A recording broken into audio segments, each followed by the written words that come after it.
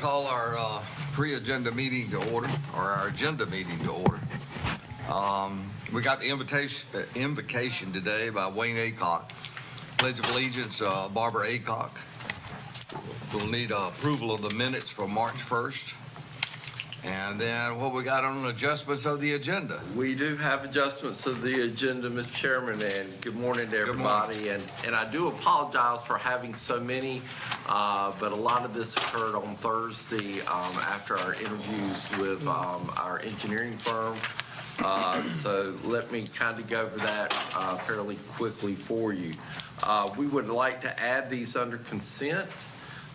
Number one, or under consent, we do this as number 6. Approval of CDM Smith, Michael Baker International, Timmons Group, and Withers Ravenel as on-call engineering firms for Wayne County. Again, all of these agreements would be with approval of our county attorneys for final approval. But we wanted to go ahead and get this moving and have your approval for that. Could I get a little explanation of why we are going to on-call services? That, by doing that, we basically have gone through the RFQ process and saying that these engineering firms are qualified to do jobs and projects for Wayne County. So we don't have to go through every time we do a project, do a RFQ, which is a good thing. So I think we've also got a good variety of engineering firms from transportation to solid waste to airports to water and sewer. So we have a good bench which to pull engineering services from. Okay. Anybody got any questions on that? All right, good. Okay, and number 2, approval of contract with ECS for environmental testing at our new jail site. We do need some bore testing, soil testing done at the site on William Street. That this is separate from our contract with Mosley. That was not there when we bought that, when we got that one. My understanding is they need to do additional testing. Yeah. Footings. Right. Where the footings will be. Okay, all right. So the compaction of the soil and that type of thing. Okay, I thought But again, that was out of the scope of what Mosley There's probably an was. environmental study done, but it was, you can't do a study on building until you know where the foundation's going. Okay, all right. I just didn't want to buy another frog pond. No, sir. No frog I pond. already bought it. No frog pond. Oh, y'all already bought it. Yeah, we already bought it. Then that would be number 7. Number 8, approval of CDM Smith for AIA work for Viable Utility Reserve Grant Program from Ncdeq with final approval from review by our county attorney. And this is for the AIA study looking at our asset inventory. As part of the grant as a distressed county, we have to go through this process first. And again, this will be grant funded through the state. And that's the study on the Genoa system. Our AIA, our asset inventory. And then that'll be combined with our other distressed sewer systems within the county. Then that'll look at the regional aspect. Yeah, you can tell some engineers came up with his acronyms. Yes, sir. Okay. All right. Any questions on that? No. All right. Okay. And then approval of professional service contract with Withers Ravenel for Genoa system evaluation along with appropriate budget amendment. In our facilities committee, one of the things we looked at was a asset predictor looking at future sizing of our system, making sure that the lines are sized correctly moving forward. We wanted to do that before we began looking at any upgrades and any improvements to the system. Again, this happened on Thursday. We're still working on final contract with the attorney. And also, I think that would be with a budget amendment of approximately $28,000. Thank you. So did you send me an email regarding the rest of the county while it? I made sure that the northern part was included in that when we looked at, yes, sir. So it is included in Yes, sir. that figure? Yes, sir. Okay. I'm just gonna give you all the handouts of what you just discussed. Oh, okay. And So that figure that you just said covers that? and again, this is an approximate figure again, but that was the last figure I believe that I've received. Yeah, but I think really the 28 is for the analyzing. Right. The Genoa system. Right. But the program is available when Right. they move to the northern Right. section. So Right. the So when- 28,000 doesn't Right. include analyzation in the north. I believe we did ask for to include the northern and the southern section on that. We asked for it, but Yeah. there's stuff that they was- sent. Yeah, we did send that and asked. Okay, so it is included? We will make sure that it is. If Okay. it's not, we'll come back to you. All right. That's fair answer. So, and then we do have two budget amendments that we would do under, we'll walk on when Janice goes over the budget amendments. And that's That all I it? have. That's it? As far as walk-ons.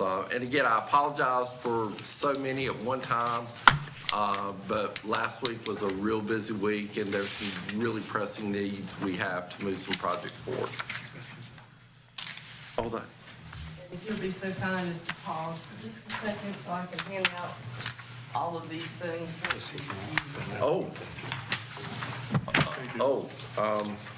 And also, Craig, sir, I'm you sorry. hear Carol? Thank you. You said pause for a minute. Oh, that, Janice, would you get a hold of IT and have them work on that? It's working on it.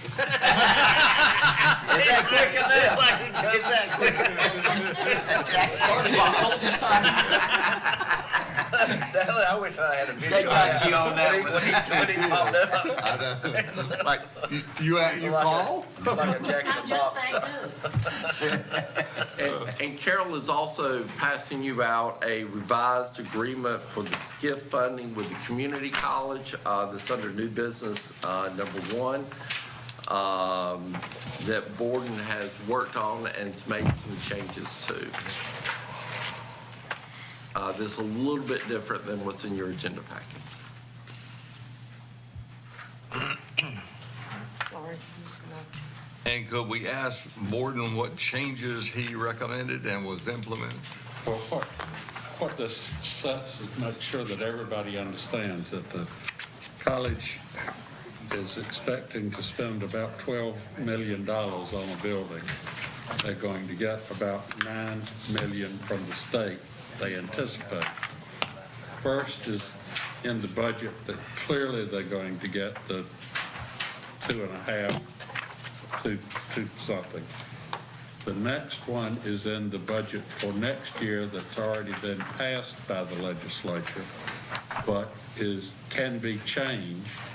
And then the next two are anticipated to be in the following 2 years. But those last 3 are not guaranteed. And this just makes you aware that if the legislature does not appropriate those funds, or if they change the amount that's in the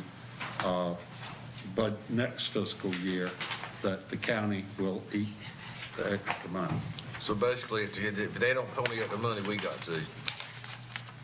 Right, you're saying that you're going to give them the money and expect them to pay you back. If they don't get the money from the legislature, they cannot pay you back But they go, and won't pay you back. I'm sorry. But it's anticipated. I'm sorry. The appropriations are going to all the community colleges in the state, so it is very unlikely, in my opinion, that they are going to not give it to them. There would be too much pushback. It would be a political suicide attempt. It would be, yeah, they attacked That, that. but I felt like that y'all needed to know that this is not something that's absolutely guaranteed. So has anybody got any questions on this agreement from the standpoint of advancing the funds and the opportunity or chances that we may have to actually not get reimbursed for it? And let's clarify now, they may not even have to use this money because the project is not gonna be built overnight. And they will draw along. And, you know, if the project takes a couple of 3 years to build, by then, it may not even play into it. Is that? Over time, right, over time, Because they don't need this money up front. It's going, How long's the project gonna take? 2 years. 2 years? 2 to 3 years. 2 years. So they already have the one approved for this year, last year rather. my understanding This was, year- they've had 2 years approved. Well, but there is a. They could change it. They could change that in the short session. I don't Okay. think they ever will, but they could. Okay, all right. And they, of course, could give them some more instead of what they've already promised. They could give them some more. Well, that's the intent of the college is to, all 58 of them is to go for more. And Dr. Pfeiffer and Derek Hunter and Craig Folk will be here as well. Greg's here. All right, we kind of got ahead of ourselves here. Let's go back to our agenda and special presentations now. Okay. Number one, we'll have service pins, employee service pins. Number two, we have a motion to adopt Resolution 22-12, a resolution honoring Kate Daniels for years of service to Wayne County and the Wayne County Chamber of Commerce. And I think our vice chair has the resolution in front of him. Yes, sir. Then number three, motion to approve April as Children and Families Month proclamation. We do have someone who will be here to read that as well. Number four, presentation on We Dig It Ag Days by County Extension Director Kevin Johnson. And then number five, we will introduce our new Travel and Director, Amanda Justice. So, any questions on any of that? Okay. Then under unfinished business, number one, possible motion to proceed with design schematics on the proposed Wayne County fueling station and appropriate budget amendment. Again, we've been working on this with facilities. I appreciate the work that Commissioner Gurley has done on this. Looking at a fueling station over at our facility site on Klingman. We've had it rezoned. We're working on site plans. We're working on what size tanks we need. But it is one of those things we need formal approval from the Board of Commissioners to move forward with this project. One note on that, we were discussing the other day, the difference in the weight of gasoline and diesel fuel. Gasoline weighs 6 pounds to the gallon. Diesel fuel weighs 6.9 to 7.1, depending on the time of the year, because the weight of diesel fuel changes with temperature. And if I might go back to item 2 under special presentations, I'm going to ask the entire board to come down and actually have a photo with Kate. The Chamber of Commerce in Wayne County has really lost a valuable asset there, and I think we need to all come down and actually honor her. So at that presentation, we will ask us to go down and actually have a photo. Okay? Appointment committee. We definitely need to make sure that we approve that, have that appointment committee report. I think we overlooked that last time. Yes, we did. And now on to consent agenda. Thank you, Mr. Chair. Number one is budget amendments, and Allison is at her finance conference, and I appreciate Janice sitting in for her. Okay, your first one is number 334, and this is for the sheriff's office. This is to appropriate insurance reimbursements for a vehicle that was damaged in the amount of $5,319.74. Can we hold on just a minute and let's pull up these budget amendments? I know where. No problem.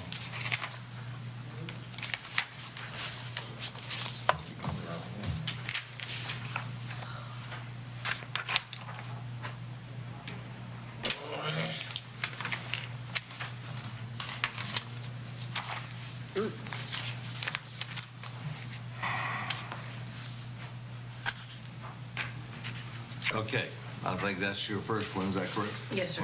Okay. Any questions on that one? I'm good. The next one's number 335, and this is also from the sheriff's office for $11.38. And this is to appropriate controlled substance tax that has been received. That's about 2 gallons of gas. Today, Yeah. thank you. The next one's number 336. This is from the facilities department. He is moving money to capital equipment outlay so they can buy a taller lift. To purchase this lift so we don't have to continue to rent one. We will be selling a smaller lift and listing on Gov Deals once this one arrives. This is for $22,800, and he's taking these funds out of other departmental lines. And that's going to the Maxwell Center, right? We don't, the current scissor lift will not reach the ceiling to change light bulbs. James Chapman pay for that. It's coming out of facilities. Okay. Your next budget amendment is number 343, and this is from the Solid Waste Department. And this is to appropriate funds for the purchase of a knuckle boom truck for the purpose of cleaning up illegal dumps. This is in the amount of $189,800. We're taking these funds out of the solid waste as fund balance. Back up just a little bit. Back up. Yeah, back up. Okay. There you go. And we had the discussion amongst staff about, putting it as far as their CIP, but regardless, we would be taking it from their fund balance because they are enterprise fund, and they do have plenty of funds in their fund balance in the solid waste fund. So it is a specific need that we have, again, especially for legal dumping. They've been doing it by hand, but it really needs to be that we can get a knuckle boom truck to go out there, just pick it up and put it in the back of the truck. This is a perfect example of tax dollars being spent because of sorry people. Well, So let me ask you a question. So that's the enterprise fund, the Maxwell Center's enterprise fund. Why is one paying for one out of their budget, the other one's not, out of their fund balance? Because Maxwell has no fund balance. Say that again. Maxwell Center has no fund balance. We treat it as an enterprise fund, but they have no fund balance since they've started only 4 years ago. Okay. And I would assume that that lift would be used in other areas besides just the Maxwell. Yeah, That's the reason it's being bought, because of the high ceilings. right. It was a facility cleaned already. Yeah. I know, you just said for the Maxwell Center, it was written on the thing. Yeah, so. well, and we wanted to clarify because it's not the same lift that we rented for the lights out at the jetport. okay, next. Next is number 344, and this is for Gateway Transportation. This is to appropriate reimbursement of $225 to pay for postage. Okay. Next one is number 345. This is for the Arts Council, and this is to appropriate reimbursement for the rental of a copier machine. Okay. The next one's number 348, and this is for social services. They're appropriating additional funds for Share the Want program in the amount of $2,601.93. Okay. Number 351 is from WCDA in the amount of $48,167.50. And this is to anticipate and appropriate pass-through grant funds from the North Carolina Department of Commerce to Michael Aram Incorporated for Project NEST. Any questions on that? Okay. The next one is number 367, and this is from the Social Services Department. That's one in front of you, rather than on the screen. Right. This- All right, that's 367. Yes, sir. Okay. This is in the amount of $434, 34,000. thank you, $575. And this is to transfer funds to cover Veritas monthly expenses for the remainder of the current fiscal year.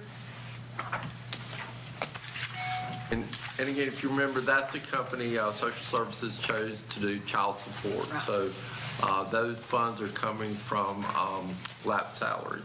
So when do they start? They have started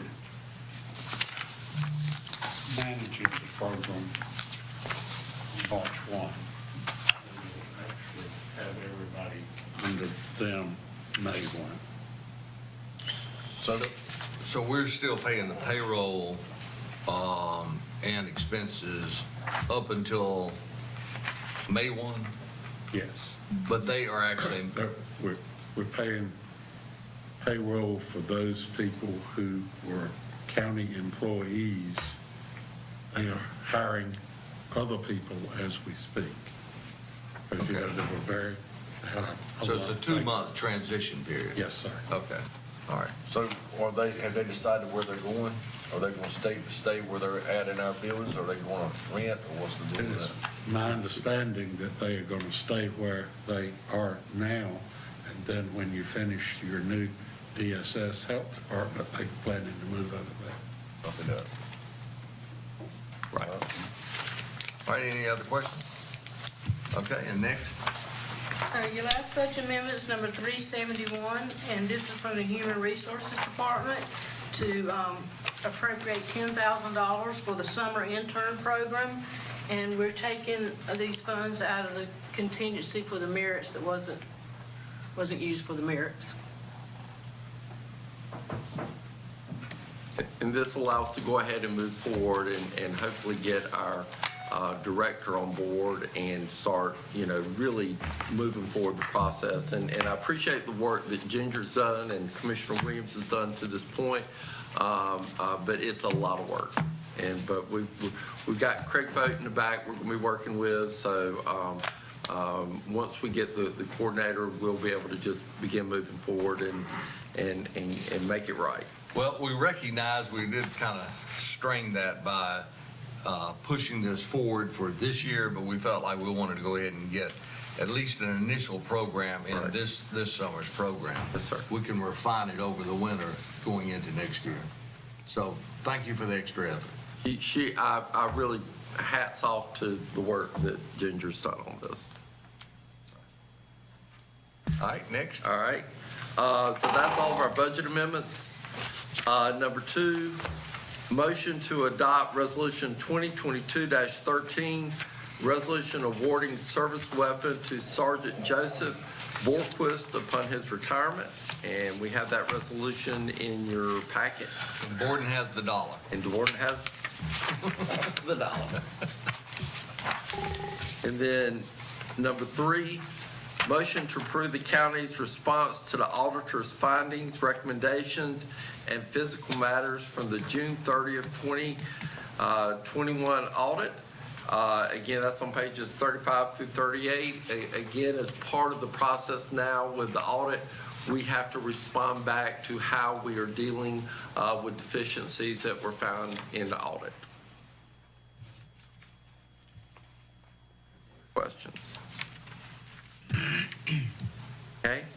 Number 4, approval to designate the director of DSS, the county attorney, and the staff attorney to be notified when the county is ordered to pay for juvenile evaluation or treatment. And I'll have Borden explain that.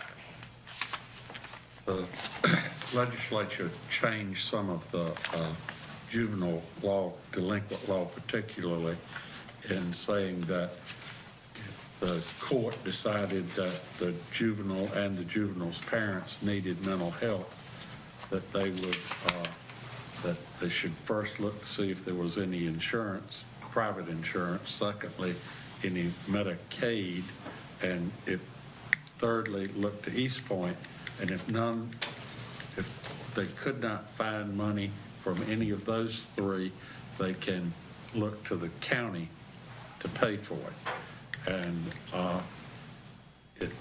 there is a provision that if the court is going to consider that they have to notify the county. And so it was my belief that they needed to be put on notice that if they were going to try to do something like that, that the county get the notice so we would be able to appear and try to tell them that there were other avenues other than county tax dollars.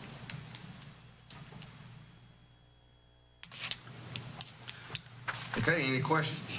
Is this basically another mandated unfunded? Yes, sir. And it is my belief that sometimes they think it's easier just to order the county to pay for it instead of really looking to see if there isn't somebody else that's got some They funds. call it passing the buck. Yes, sir. And I thought that it was important that the county be notified and have an opportunity to Steer him to East Point. anywhere other than our door. Okay. All right, next. Number 5, motion to establish a public hearing on Tuesday, April 5th, 2022 at 5:15 PM. And if the board will remember, our next meeting will be our night meeting in the Commissioners' Meeting Room in the Wayne County Courthouse Annex. The purpose of the hearing is to receive public comments regarding a proposed shooting range ordinance. And a copy of that ordinance is in your packet. And again, this has been reviewed by our attorneys and also planning and also the NRA. Any comments? Okay. And then we did discuss the items that we added to consent. I can go back over those again if you want. No, we're good. You're good? Okay. Anybody got any questions on those additions? Okay. Under new business, number 1, discussion approval of Wayne County to be funding source for 2 years of the 4 years for the SCIF funding for the new Center for Industrial Technology and Engineering building at Wayne Community College and appropriate budget amendment. Again, as we talked about earlier, board has made some minor changes to the agreement that was in the agenda packet that we have handed out to you. Dr. Pfeiffer, Craig is here, and I think Derek Hunter will be here as well to talk about the project and the specific asks of basically ensuring that the county's kind of, we're their bank, making sure that they get the SCIF funding over the 4 years from the state. I suppose the only question I have is, at what point would the college actually draw on these funds? And they need them. They're not, as Wayne said, they're not going to want all the money now, and they haven't even got a contract signed yet. So it pretty well gives that wording in the agreement that in regards to when they draw on the funds. Yes. Okay. All right, good enough. And if the state funds come through, they won't ever have to draw on these. Sure. And then county managers report, board of commissioners committee reports, closed session, and adjourn. And we definitely are going to have a closed session. Is it what we're talking about now? Yes.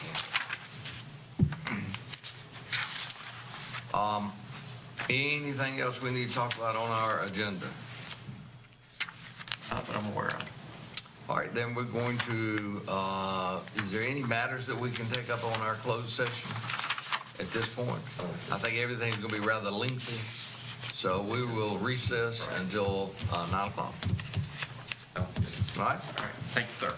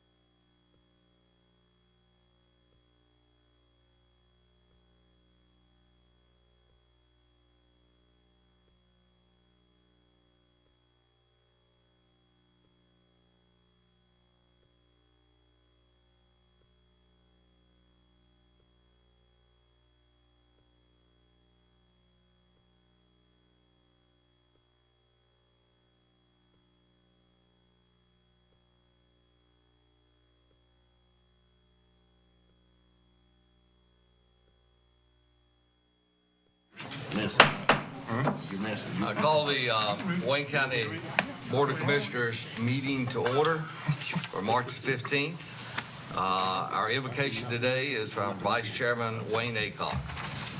Bow our heads, please. Dear Heavenly Father, thank you for today. Thank you for your many blessings. We ask that you be with us as we make decisions for the county. Just give us the wisdom and to make the right decisions for the citizens of Wayne County. We ask that you be with the leaders of our state, and we ask that you be with the leaders of our nation, because we're living in troubled times, and we just pray that they will make the right decisions. We ask that you be with our first responders, our law enforcement, our fire, our EMS, 911 call takers. We ask that you be with them, keep them safe. We ask that you be with our men and women in uniform. We are a military family, dear God. We have friends and neighbors that are deployed. We ask that you be with their families here back home and keep them safe. And we just ask all of this in your name. Amen. And Commissioner Barbara Aycock, pledge Please allegiance. stand. I pledge Allegiance to the flag of the United States of America and to the republic for which it stands, one nation, under God, indivisible, with liberty and justice for all. Okay, I'll entertain a motion for the approval of the minutes of March 1. So move. All right, we have a motion on the floor. Any discussion? All those in favor signify by raising your right hand.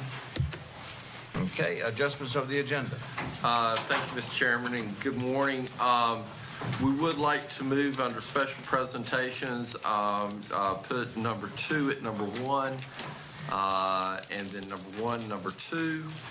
And then we would like to add to our consent agenda the following, and please bear with me, there's a lot that we're adding.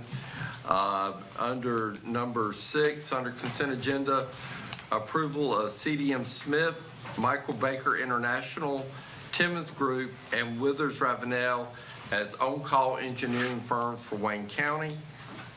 And again, that would be with the appropriate approval from our county attorney.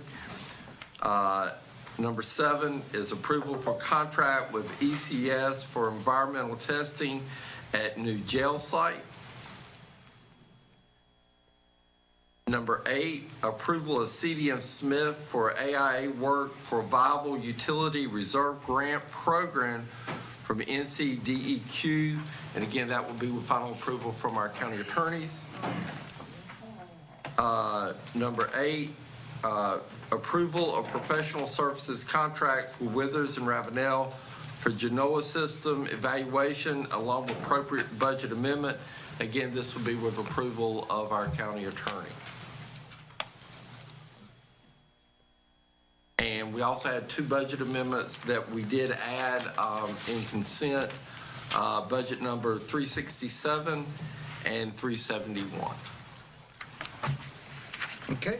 And also when we do, there is a revision to the agreement with the resolution with Wayne Community College that we did place up in front of you as well. Okay, anything else? That's enough, huh? Yes, sir. All right, I do need a motion to approve the amended agenda. So move. All right, we have a motion on the floor. All those in, any discussion? All those in favor signify by raising your right hand. Okay. And now we go to special presentations. Commissioner Aycock. Yes, Mr. Chairman, thank you for giving me the honor and privilege of a resolution for Ms. Kate Daniels. Me and Ms. Daniels has already had a discussion. I am tickled to death that she is moving forward, but I'm also mad with her for leaving. But do you want, let's go down? Yes, let's Let do me, everyone, let's go down and I'll read the resolution. Okay.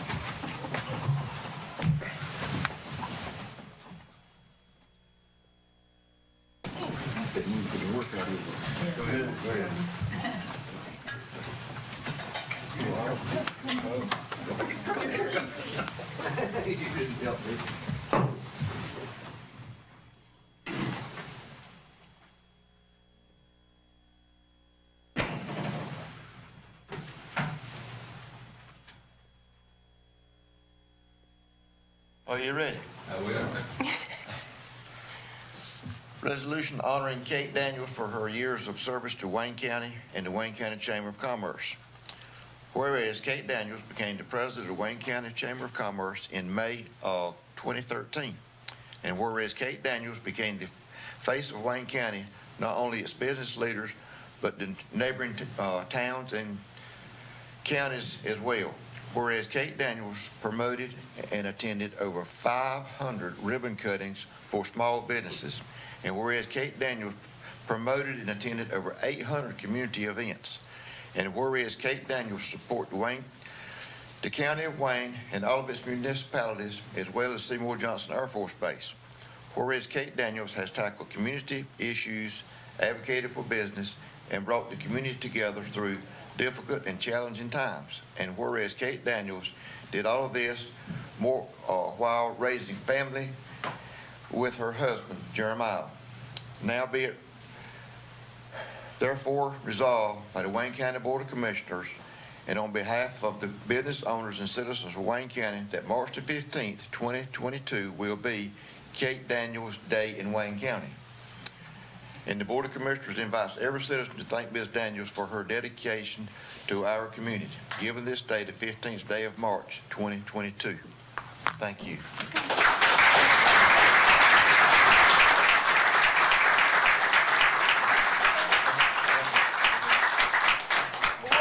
The one thing that this amazing team said was, don't cry today. But thank y'all so much. Thank you for the opportunity to serve our chairman of the board.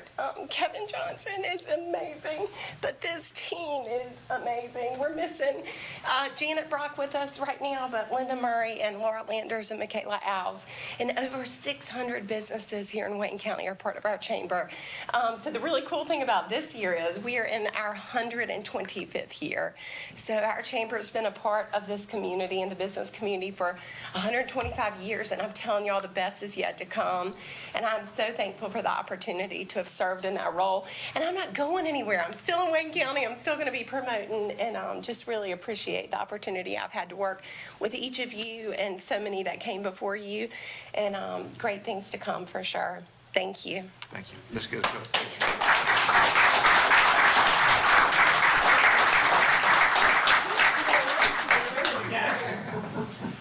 And I must say here, with a closer look, you know, I'm old. It does look like she's 10 years younger, doesn't it?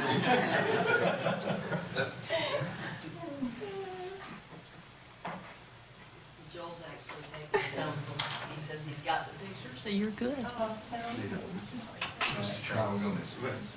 Mr. Parker. Need a motion. We need a motion to approve the resolution? We do. So moved. Okay, we got a motion on the floor. Any discussion? Any discussion? Yes. All those in favor? Oh, yes. Discussion. First off, I just want to thank Kate. Kate has been amazing. Me as a small business owner, you know, she's been here with ribbon cuttings, with success stories, with our business. And I just greatly appreciate everything you've done.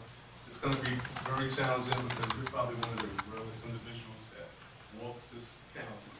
And I was honored to meet you, honored to work with you. And I just hope we can find someone that can be half of what you want. There'll be more. Thank you so much. Okay, any other comments or discussion? All those in favor, raise your right hand. That's unanimous. Thank y'all so much. Thank you. Okay.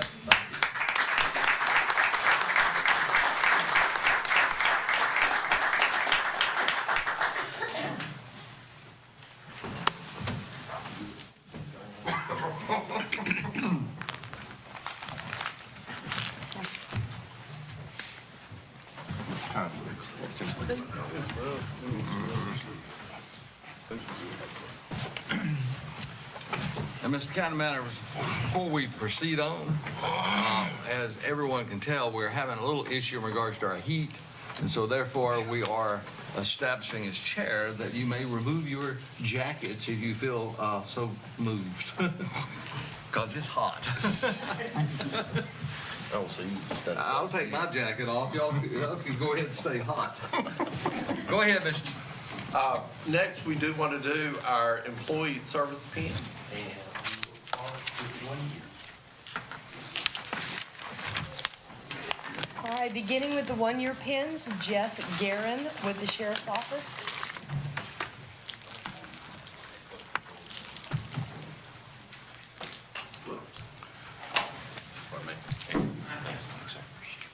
Wendy Kearney, DSS Income Maintenance. I'm sorry, Wendy Kearney, DSS Income Maintenance. Rosalind Hamilton, DSS Income Maintenance. Oh, they're out in the hallway.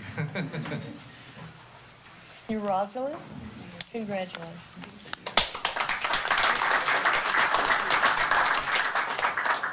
Matthew Crane, Public Health Administration. Matthew Crane. Dylan Corbett with the Sheriff's Office.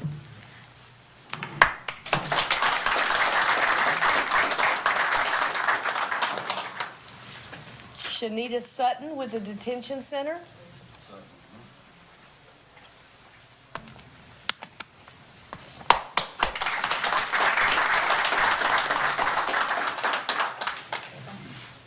Joseph Brown, DSS Regular Services Administration.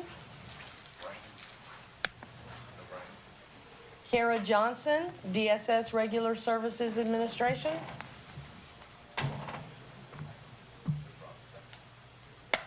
No. Cindy Mitchell, Facility Services.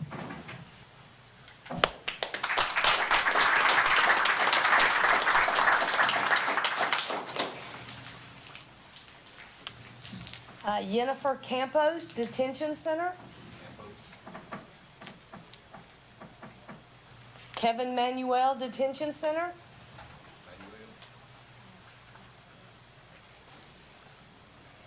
And David Evans, Sheriff Office.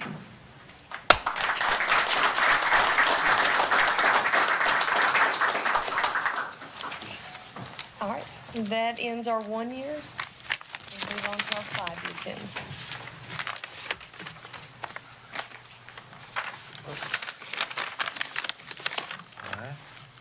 All right, Karen Peel, DSS Income Maintenance. Kelly Hankins, DSS Regular Services.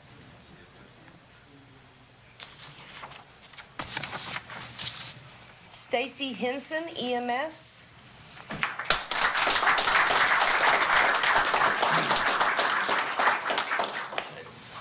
Stephanie Edwards with the library.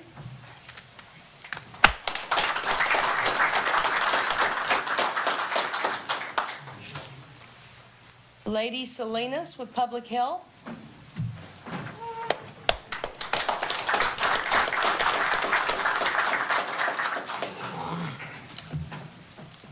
Adore Clark with the library.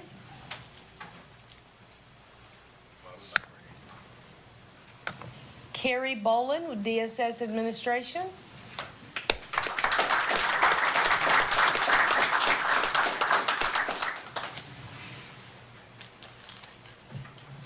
Megan Wilson with the library.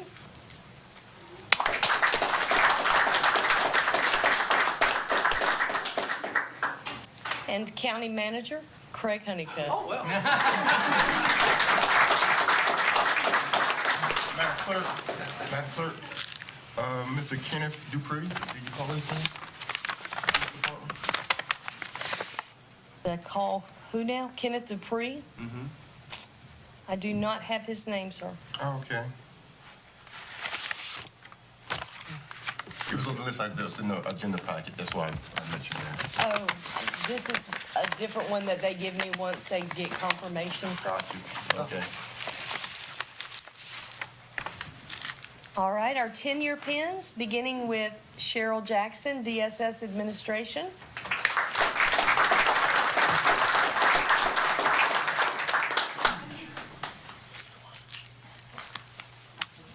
Betsy Hood with the Tax Department.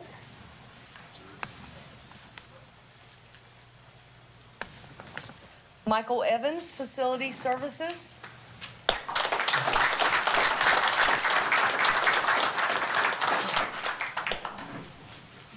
Montrina Boney, DSS Income Maintenance.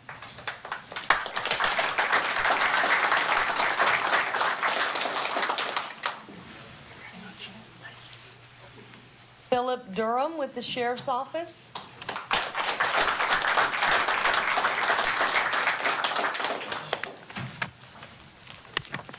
Faye Warren, Public Health Maternity Care Project.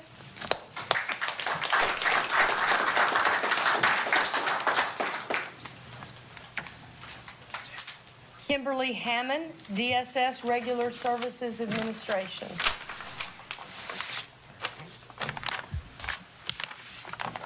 All right, that concludes our 10-year. We'll move to 15-year.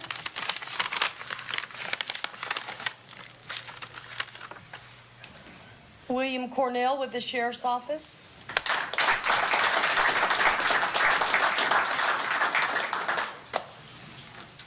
Zachary Kinlaw with the Sheriff's Office.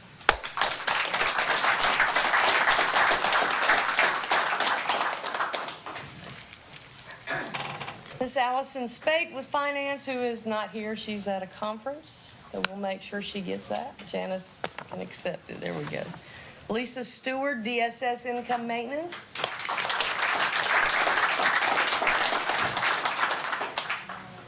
Alex Westbrook, EMS.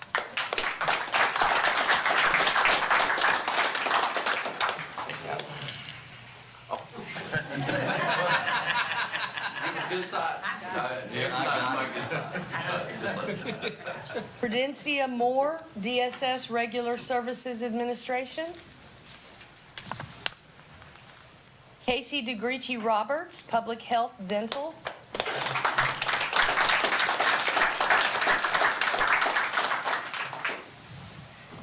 And now on to our 20 years.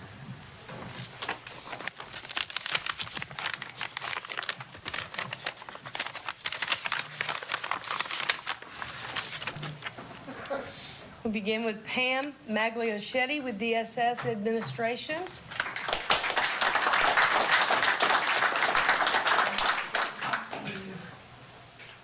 Delmas Cox with the landfill.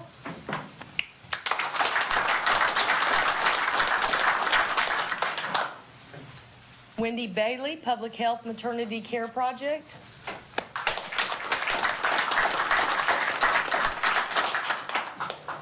Nanette Sutton, EMS.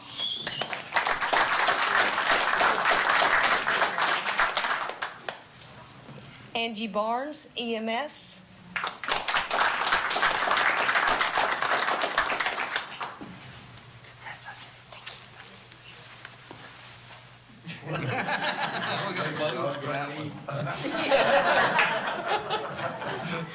And Cynthia Blizzard, EMS.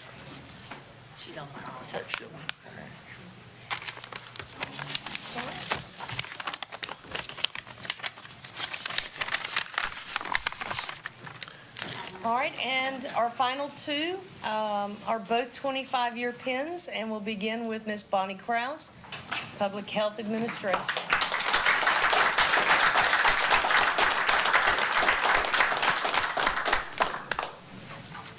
And Mr. Steve Stroud, Inspections. Wow.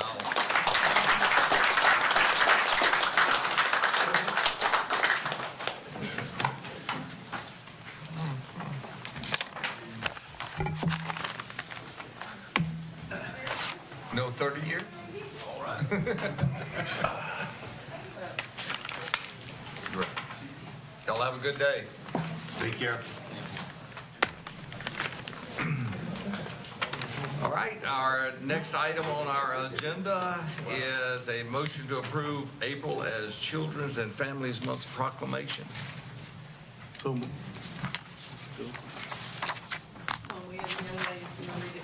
We're great. Good morning. Thank you so much for having us here this morning, and it is actually very important that all of those folks were just recognized because they are important to the fabric of protecting children in Wayne County every single day. So let's give all of them a round of applause for their service. Good morning, everyone. My name is Melissa Harrell. I'm the Mental Health Services Manager at Wages for our Head Start and Early Head Start programs. I'm delighted to be here this morning, though, as the voice and representation for a new group that is pressing forward in Wayne County called Wayne Cares. I'm going to ask my Vanna White assistant here this morning. This is Shelley Willis with the Partnership for Children. She's going to be giving each of you a packet with the information that I'll be going over, because it will be like drinking from a fire hose, and I know that we have lots on the agenda, so you can review it later. But Wayne Cares stands for Coalition on Abuse, Resiliency, Education, and Support.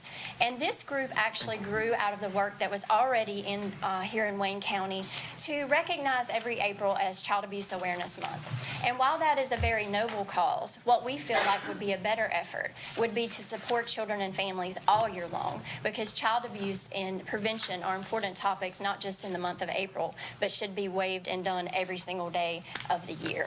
So what we plan to do, our mission statement, is to lessen the impacts of multi-generational trauma by building support through awareness, education, and advocacy. And our vision for Wayne County is to be a resilient and compassionate community where everyone feels safe and has a sense of belonging. And I know in a time where we feel divided on many issues, whether it's political or other issues, I know that there is one thing that we can all get behind in this room, and that is the protection and love of children. No one will argue, I hope, with that particular point that we have. So we are very excited about this work. We've been meeting for approximately a year now. We have a robust group of folks at the table that represent every type of agency and community support here in Wayne County. However, we are open and ready for as many people who would like to get on board with us. Part of what we're doing this month when we move into April, we will be doing those traditional things, and you have a list in front of you. And for those of you watching online or in the room, you can certainly go to the Wayne County Partnership for Children or Wages website to get this information. The traditional color to support children in child abuse protection is blue, so we ask in the month of April that you wear blue, except for on April 8th, which is Purple Up Day, where we will recognize our military families and children who, as you said earlier, we are a military community, and in these challenging times, we want to stand behind our children and families. And so that'll be Purple Up Day. But the rest of the month, wear blue every single day, so get your closets ready. The other things that we will be doing, we will be showing the movie. It's a documentary. If you have not seen this, it is a must for you to do, that recognizes the impacts of trauma on the life of children. We think about protecting children, but trauma is very prevalent in our society. 2 out of 3 people in this room have experienced one adverse childhood experience. That's a lot of trauma. And that doesn't stop when you turn 18. That transitions and transforms into every piece of your life. And so we have law enforcement in this room. We have judicial services represented. We have folks in this room in public health and who support substance abuse. If we really want to negate all the problems that we are dealing with daily in this community, we must start by advocating and addressing childhood trauma, because it is at the root of every single social issue that we want to deal with here in Wayne County and globally as well. So if you have not seen this film, you will have opportunities. The University of Mount Olive is hosting us on April the 11th at 6:30 p.m. April the 14th, Wayne Community College will be hosting a viewing at 6:30 p.m. We have a virtual showing online for those who are unable to attend in person, and that'll be 6:30 p.m. And the Paramount Theater at 11:30 a.m. and a box lunch can be included. So if you want to grab a lunch and come and watch with us that day, that will be at 11:30 with the film starting at 12, and that is on April the 28th.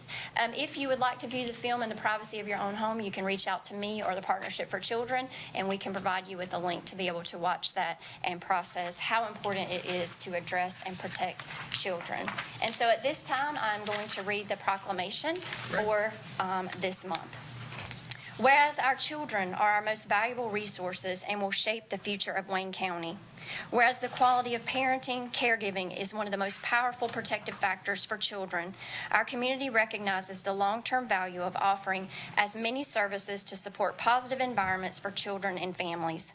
Whereas Wayne County is the home to Seymour Johnson Air Force Base, and we recognize that our military force or presence comes not just from those who wear the uniform, but from their families who also serve on behalf of our country.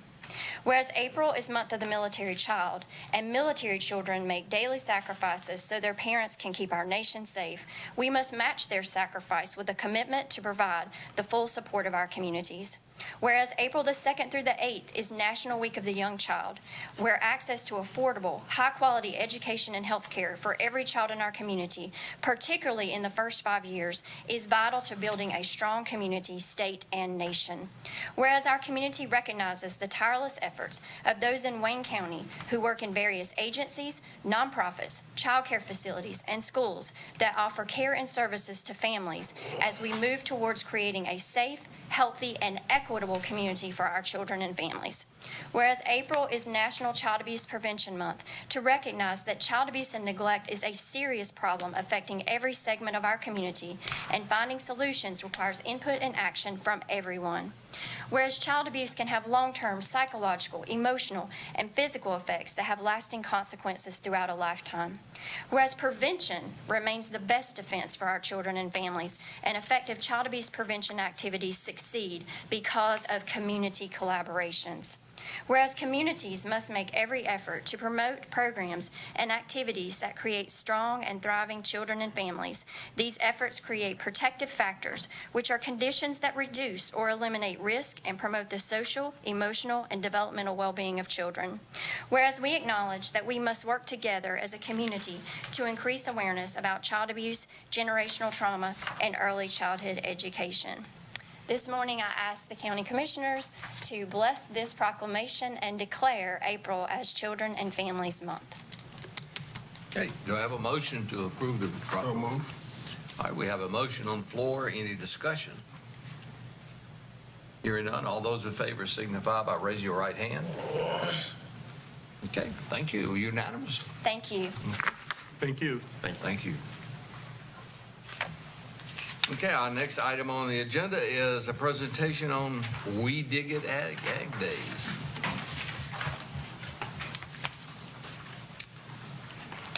Well, there's Mr. Kevin. Yeah. Good morning. Me again, I'm sorry. Good morning, Mr. Chairman, Commissioners, thank you so much. I'm not going to sit up here and steal the thunder, but I do want to introduce Emily Odom.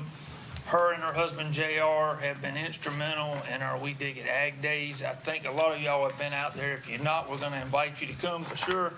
But it's a big deal. I'm not, like I said, I don't want to steal any thunder. I do want you to know that I think we've been doing this 9 years, or? Yeah, we were talking about it earlier. We can't exactly remember what date, but we feel sure it's been about 9 years. About 9 years. Of course, we had 2 years that COVID affected us, but y'all did approve years ago to sponsor this, and it goes through my budget. So y'all are a sponsor of this program. I did want you to know that. So anyway, without further ado, Emily Odom. I'm going to tell you how you're spending your money. So if you don't know me, I'm Emily Odom. I'm here on behalf of Wayne County Farm Bureau, specifically today the Young Farmer and Rancher Group who puts on this event. We're going to be doing We Dig It Ag Day at my farm, it's Odom Farming Company in Rosewood, on April 7th. It's going to be from like 8 to 2, and we're going to have all of the second grades in Wayne County out. It's going to be about 1,500 kids. Plus speakers from all of the high schools, Goldsboro High School included. We're having their HOSHA group, all the FFAs from the county out to be speaking to these kids. They're going to rotate from 12 stations that kind of encompass all of Wayne County agriculture and learn about what we do in our county, learn about what farmers do, where their food comes from, where their fiber comes from, and what they see when they're riding around in the county every day watching tractors go by. We partner with a lot of different groups with this, Smithfield, Extension, the beekeepers, Forest Service. A lot of folks come together to make this possible. We provide lunch boxes for the kids to take home, so they're able to share these information with their parents and family members, and we just think it's a great day. Like Kevin said, we were talking, I think it's been about 9 years we've been doing this. On our farm, we're an agritourism farm, so we invite people onto the farm to experience farm life, I guess, because that's fun. Anybody who was out there Saturday with me all night long burning hay bales in my orchard would not have loved to experience farm life that night. That was no fun. But the day-to-day normal stuff, people get to experience. And we noticed when people were coming to our farm that they really didn't realize where their food was coming from. We kind of take for granted that we live in a somewhat rural community and everybody sees farms all the time, but that's not necessarily true. We were having kids come in from Goldsboro that may not get that opportunity, and we had potatoes planted, and they did not realize that that's how potatoes grew. They thought you just got them from the grocery store. And I've had grown adults that did not realize that hamburger comes from cows. So that's where we got this idea. JR said, you know, I used to do something like this when I was in high school in FFA. So we took it on. We partnered with Farm Bureau, and they took the reins, and we got this thing planned. And our hope is to at least have the kids have one opportunity to come out to a farm, meet a farmer, figure out where it's coming from. And so eventually they'll take that with them their whole life, especially in this time where our supply chains are being less global and more local. At least they'll kind of have a point of contact to help figure out where all this stuff is coming from. So that's going to be on April 7th. We'd love to have all you guys out there. It's going to be a great day. We usually have a good lunch, so we definitely love to see you there. We have any questions? Great program, and we really appreciate you sponsoring this and putting it on. I know it takes a lot of effort on your part, but it's really appreciated. Yeah, we appreciate it. It's kind of like a well-oiled machine at this point. There you go. So, Any other comments? I've been twice with two of the girls anyway, so I know it's 9 years because Caroline's in 11th grade. yeah. Very good program. What time of the morning is it starting? So we split the second graders into two batches, just, you know, because 1,500 at one time is a lot. So they come on, I think they're going to start getting there about 8:30, and then they'll be there for about an hour and a half, and then we'll have a short break, and then the next group comes on, and they'll be leaving by 2. So you got several opportunities to come out. They get out there about noontime. That's There what you go. lunch is. Yeah. I think we're gonna do like barbecue and maybe pulled chicken sandwiches. So come on out. Bring a coat because it's You never know. We have roasted and burned out there. So then we started like providing water for the kids, and then it was 20 degrees one year, and we were all in bib overalls and freezing our butts off. So Yeah, I remember you never that. know. I know. I always say you can always count on it. Cold spells till at least Easter. So, and this is before Easter, so you never know. Say that a no little rain. bit louder. Say that a little louder. You can always count on cold spells till at least Easter. So don't and do we a whole have lot a of late planning Easter. until after. Absolutely. Otherwise, you're up in your orchard at 2 a.m. I'm on a just Saturday. saying. I'm just saying. All right, I had a little issue with my garden last week. He had a beautiful. I No, I understand. covered it up. I mean, I I'm about like you out there burning hay bales. I'm No, I telling wasn't you, doing it that. But anyway, It was an well, experience. thank you so much. You're welcome. For our non-farmers, and people like myself who are a little illiterate to farm life, what would the kids experience? Is there going to be any strawberries at that time of the season? So no, strawberry season in our part of North Carolina goes from about mid-April to maybe Memorial Day, maybe later, you know, just weather dependent. So we won't quite have strawberries ready, but we have 12 stations. So we have like a hayride where they can ride through equipment and see. We've got dairy goats. We're going to have dairy goats from Holly Grove come out so the kids will actually see the goats. We're going to have beef cows there. Sweet potatoes, row crops like corn, soybeans, cotton, wheat. We have an ornamental horticulture station for our landscapers and stuff that are out there. Am I missing? Yeah, Forest Service, they're going to be there. We have a forestry station because all of that's part of ag, and we have a bee station. So usually we have some folks from the beekeepers come out and bring observation hives so the kids can see the bees because they're vitally important to our produce. I can't remember how many bites every bee produces, but all your strawberries, anything like that has to be pollinated, and honeybees are usually our first line of defense. So all kinds of stuff. And the local FFA chapters help. That's what we love so much about it, because at these stations, the local FFA chapters and the HOSHA chapter from Goldsboro, they're the ones doing the speaking. So it's kind of like a double. The kids are learning from the older kids who are learning how to public speak and present. When I grew up, my grandma used to put me in speech competitions and stuff like that, and I hated it. And now I'm so grateful because I have to speak a lot, and you don't think about that.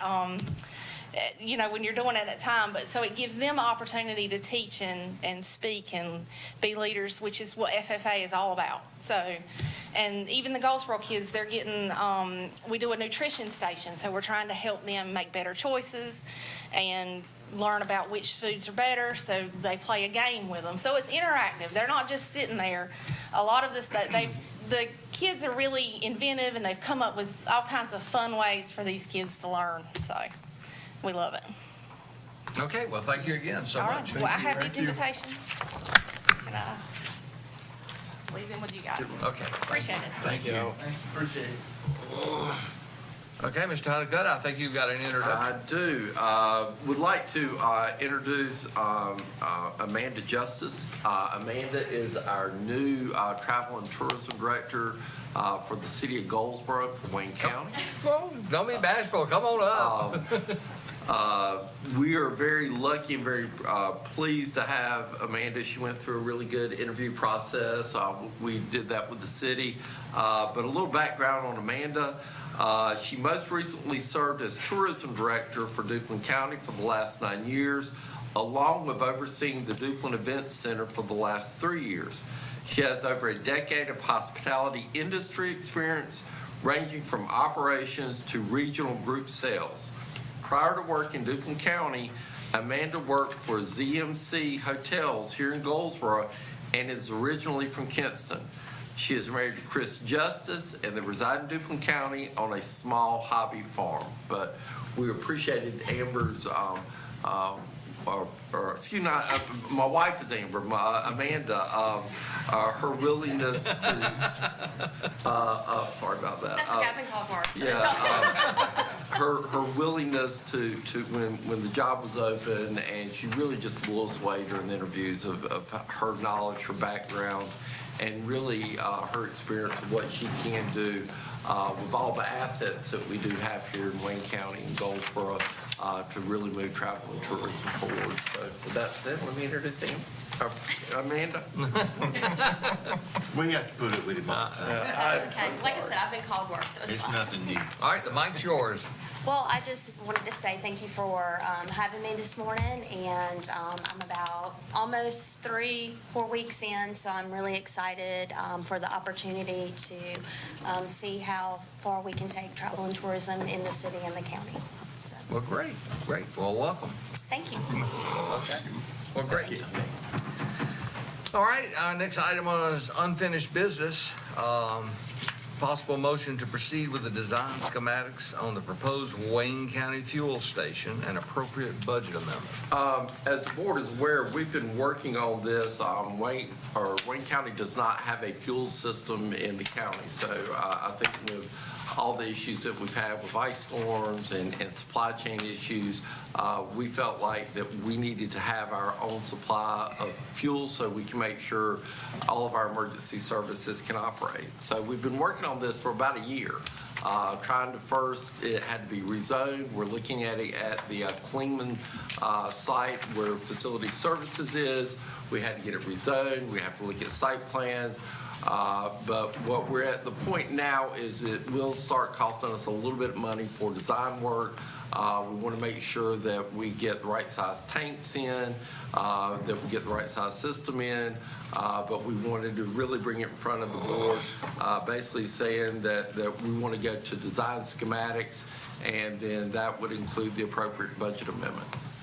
Okay. Mr. Chairman. Yes. I'll make a motion that we proceed with design schematics of the proposed Wayne County fueling station with the appropriate budget amendment. Okay, we have a motion on the floor. Is there any discussion? I think we're moving in the right direction.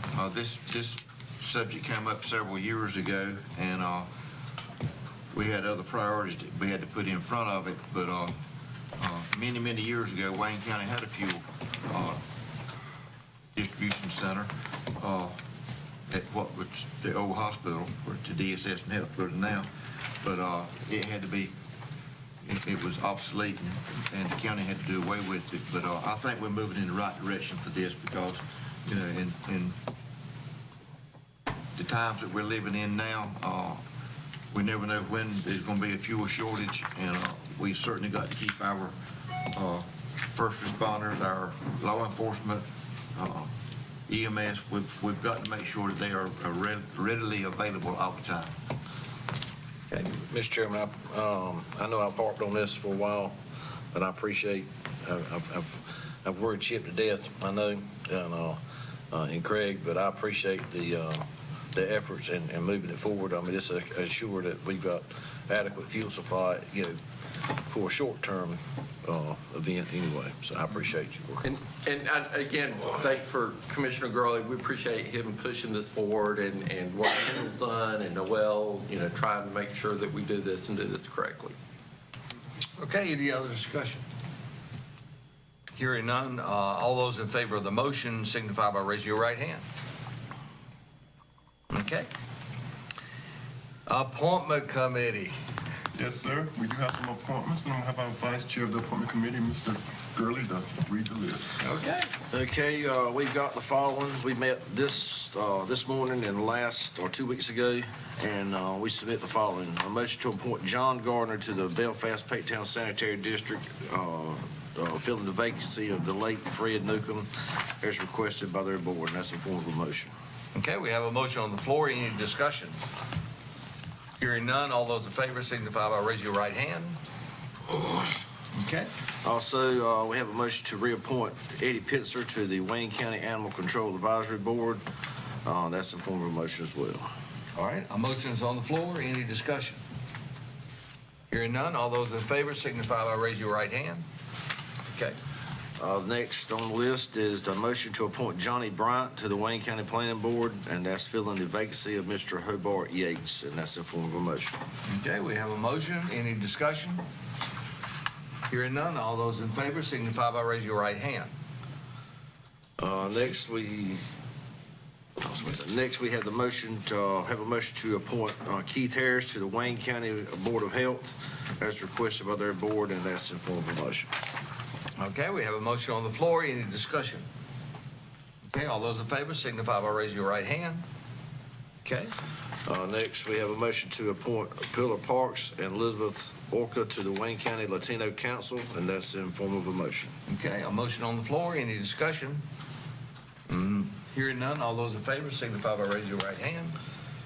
And last but not least, we have a motion to appoint Lyman Peaton to replace the late Zed Musgrave as the Fire Commissioner for Patetown Volunteer Fire Department. That's requested by their Board of Directors, and that's in form of a motion. Okay, motion on the floor. Any discussion? Hearing none, all those in favor signify by raising your right hand. And I'll turn it back over to our appointment chair. Mr. Chair, that concludes our appointments.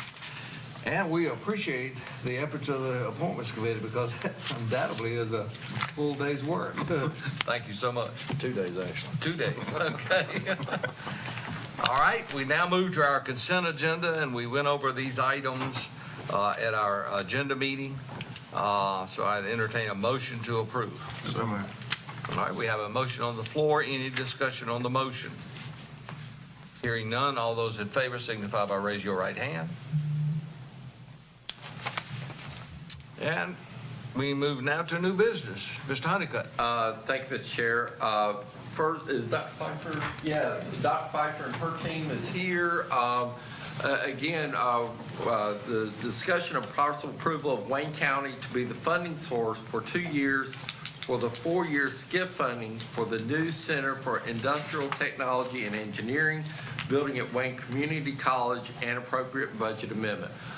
Again, this would allow the county to upfront the community college their SCIF funding. Dr. Pfeiffer, please come up. I'm sorry. I'll let you explain it, Dr. Pfeiffer. So, but welcome. We're glad you're here. Thank you for. Well, good morning. Good morning. Good morning.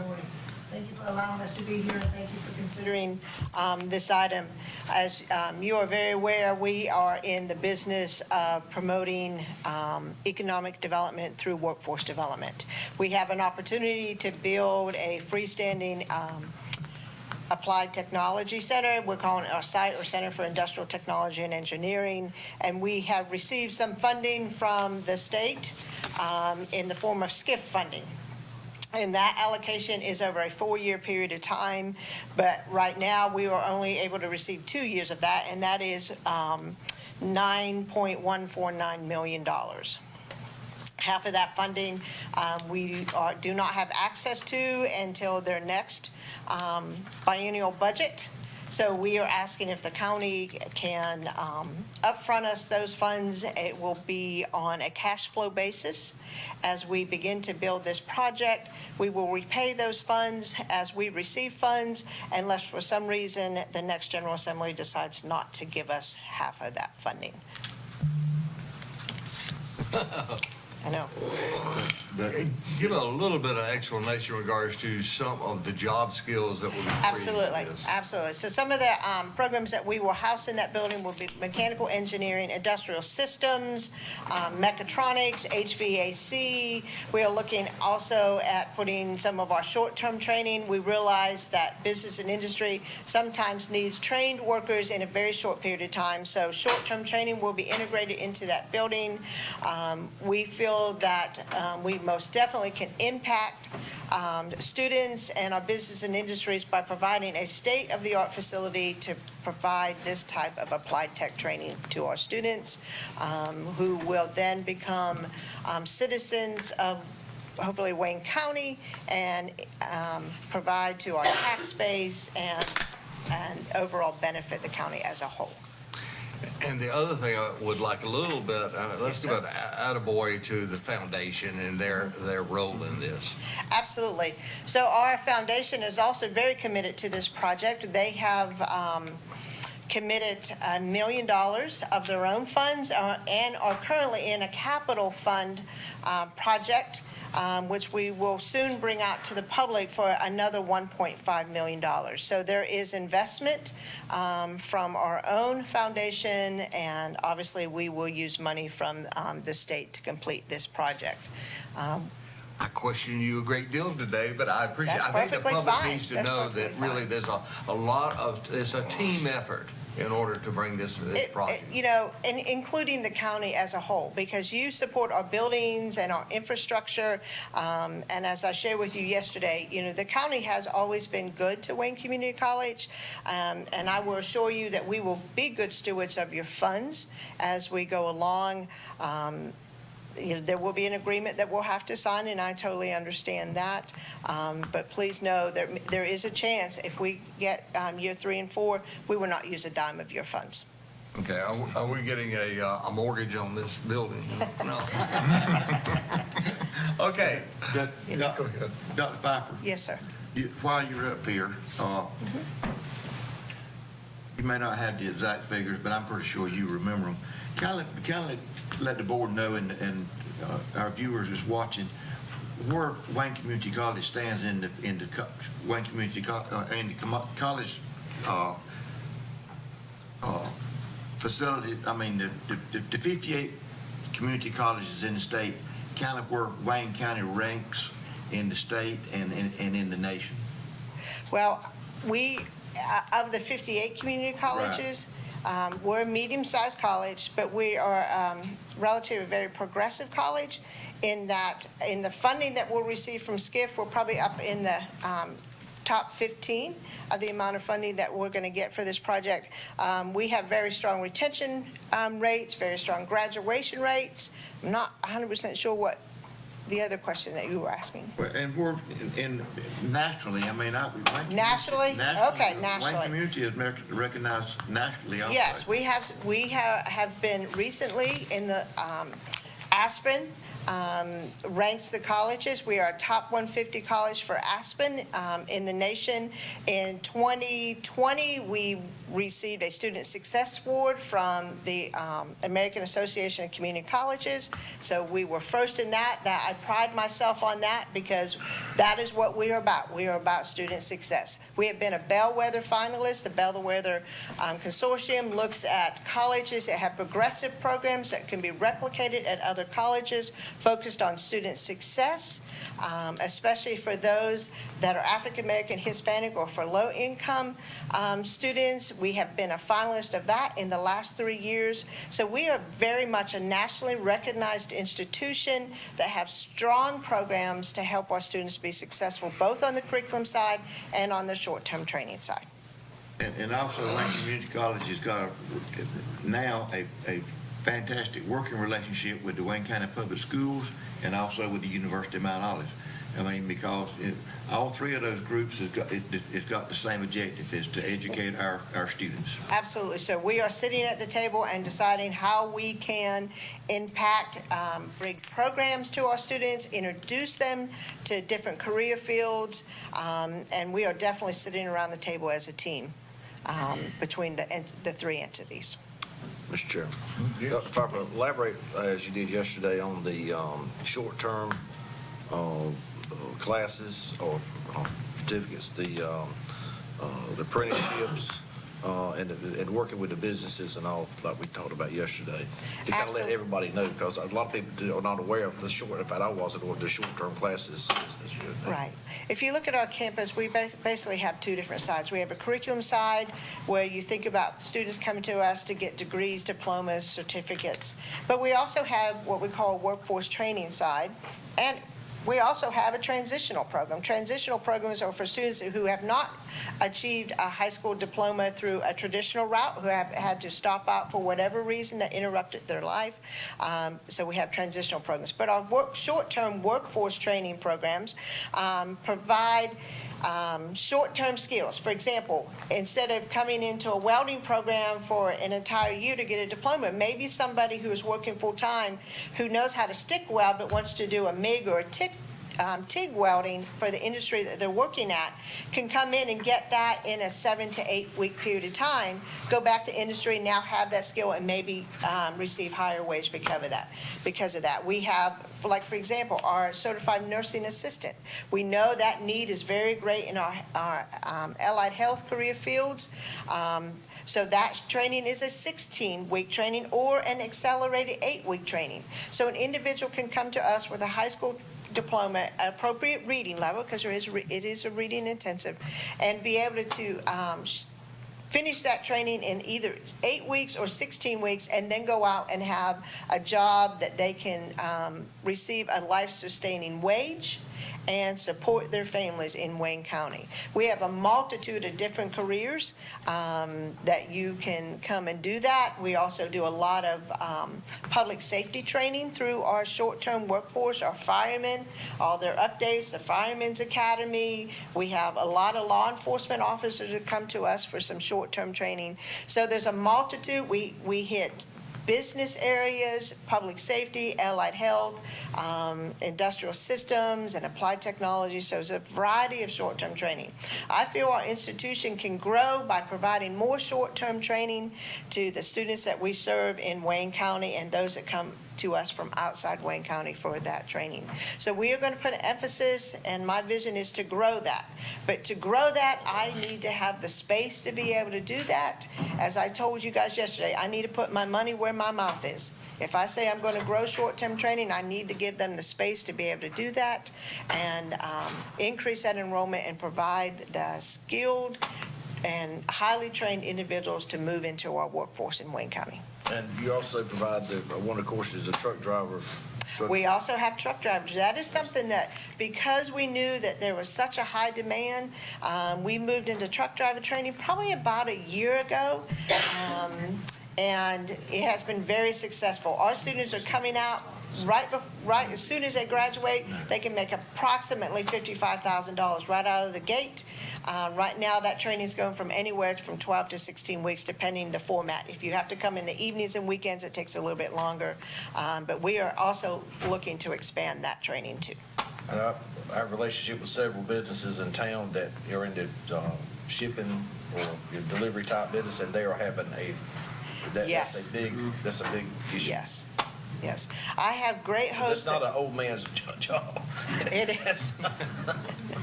I understand that. We have great hope building this site building that you're going to assist us with. If you vote in the affirmative to be able to do that. My next goal is to put a real truck driving pad on that campus so we can do, to expand truck driving. Right now, we're using a gravel parking lot to do that. All right, Mr. any Chairman. other comments? Mr. Chairman, Yes. I would like to say thank you, Patty, for the presentation, Dr. Pfeiffer for the presentation yesterday. Very informative. Like a lot of you know, I was production control department head at Cooper Standard for 17 and a half years. My former plant manager, Jim Pry, reached out to me yesterday, and he done this quote: "Does my heart good to see this program put into place?" Because in manufacturing, you know, for years when I was there, it was hard to find skilled labor to come in. The company themselves done a lot of training and a lot of education, but it's going to be great to have these students come in already trained, ready to go for these companies. Mr. Pry was an excellent plant manager here in Goldsboro I think he stayed here in Goldsboro for about 7 years. He was one of my favorite. He had vision that a lot of people, and he used to talk about a program like this. And that's why he reached out to me and stated it does his heart good to see this implemented. And I want to thank everyone for getting this started.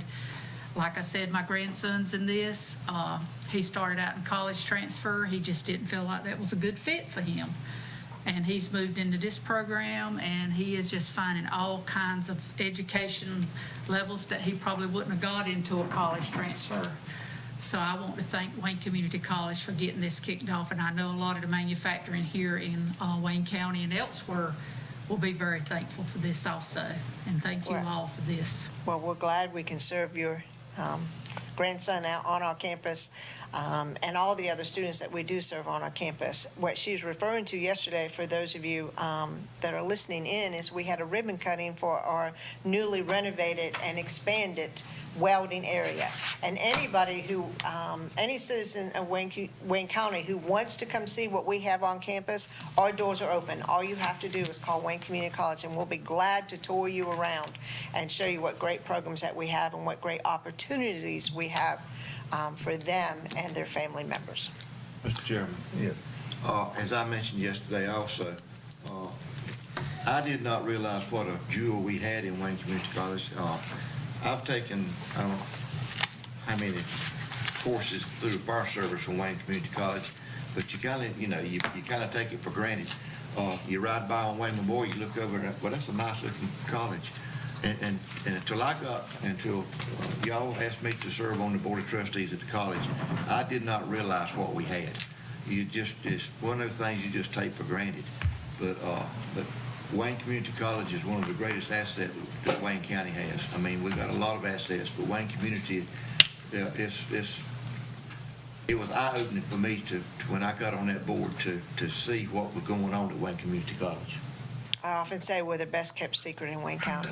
You need to come out to campus and I see think what we I'd be got. remiss if I didn't acknowledge the fact that the chairman of your board, Jeff Hulse, is here. And Mr. Hulse, if you'd like to make any comments, with a microphone is yours. I've never seen That might be dangerous. I've never seen an attorney that didn't like to speak. I'd just like to say, and thank you.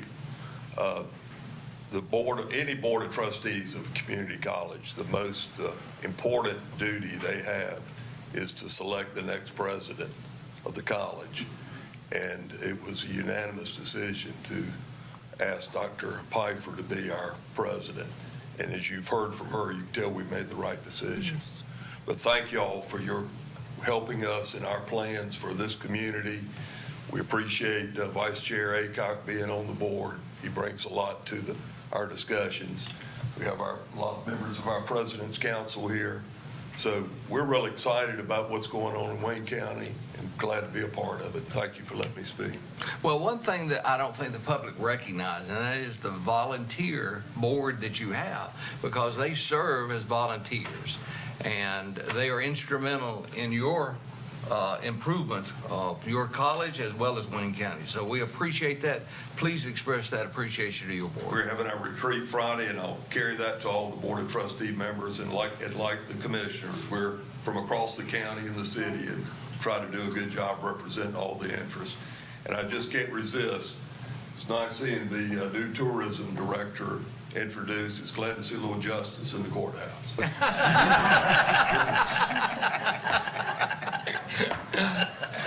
I'm not good at one-liners. Well, great. Thank you so much for your work, and we are glad to assist in this effort and look forward to the ribbon cutting. Absolutely. That said, do I have a motion to approve this agreement? Wait. I'm sorry, back up. It is the revised agreement that we gave you out this morning. The revised agreement. Right. Okay, that's what I was gonna suggest. Yeah, the revised. Okay. So move. So I think we've got about 6 motions. The motion, I'm gonna ask one person to raise their hand. the motion doesn't matter, the count's what matters. Okay, any discussion? All those in favor of the motion signify by raising your right hand. Thank you. Thank Well, you. great. We're glad to help. I appreciate it. And if you'll forgive us, we need to get back to campus. We have some Board of Trustee meetings. Okay, get going. Thank you for being here today. All right, I think we've concluded the new business. County Manager's report. Just want to give you a real quick update. As the board is aware, we approved of doing the street assessment ask for Lane Tree and Eagles Ridge. Those invitations or letters have been sent out to those residents. And so if you start getting phone calls or you start seeing Facebook blown up, wanted you to be aware that it's out now. When we've given them to April 1 to get back with us with confirmation of what they would like to do so we can move forward one way or the other.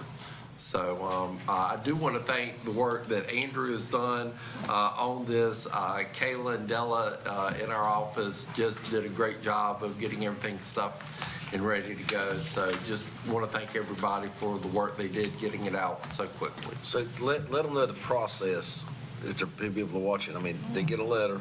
They get a letter, and it'll basically, are you the property owner? And Andrew, correct me if I'm wrong, you're the property owner.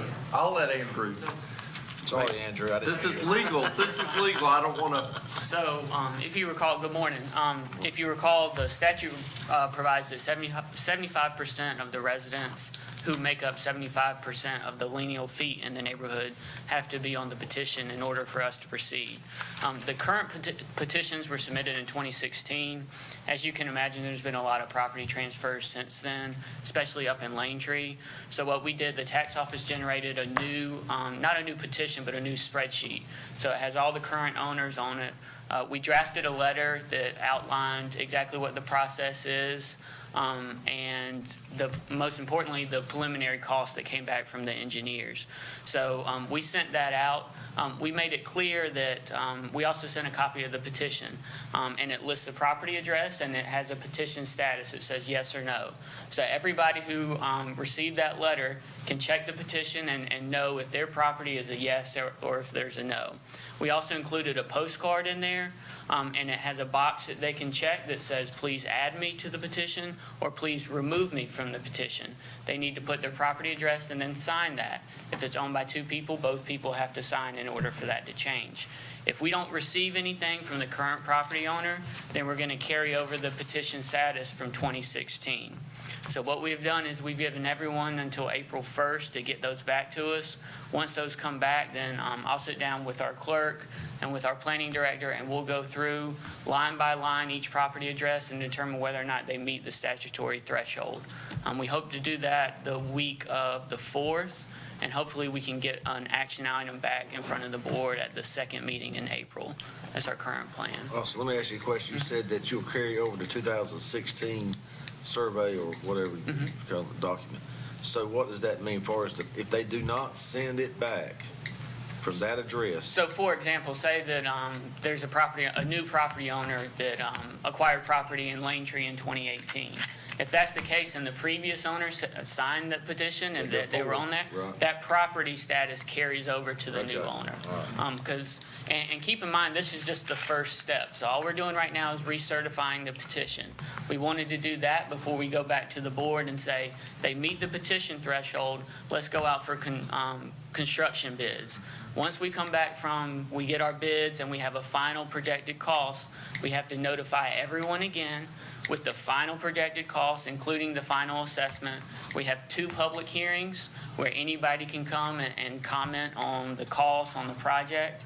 And then after the public hearings, we will put before you all what's called a preliminary assessment roll. Anyone can remove or add their name from that petition prior to you passing that preliminary assessment roll. If at any time before that preliminary assessment roll, it drops below 75%, then the project wouldn't move forward.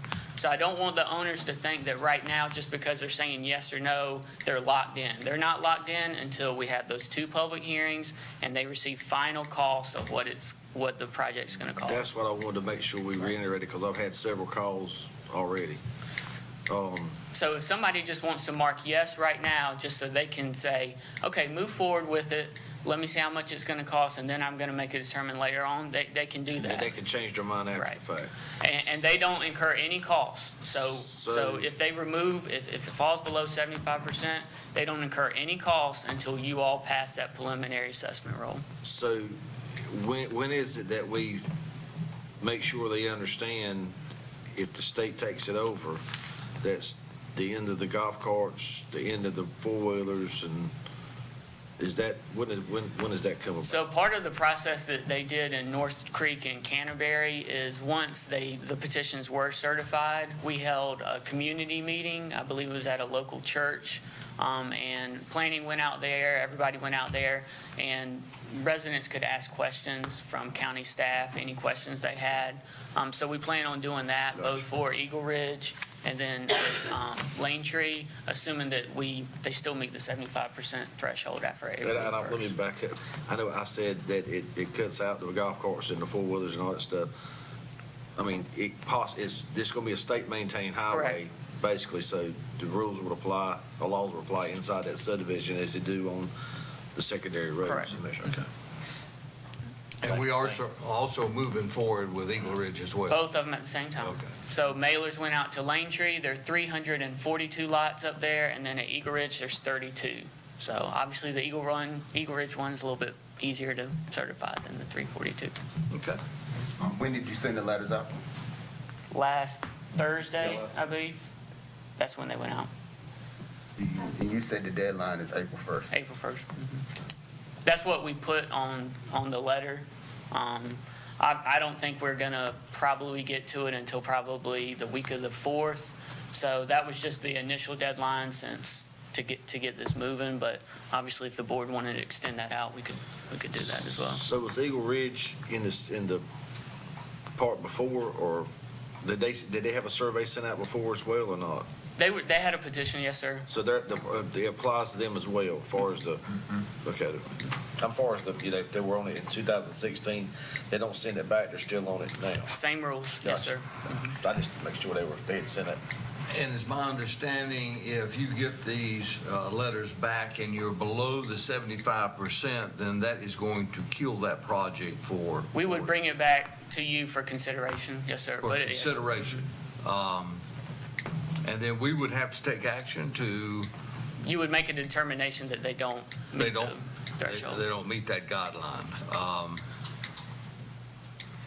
Okay. One thing I did want to mention, and I forgot, Joel, our public affairs, has put a website.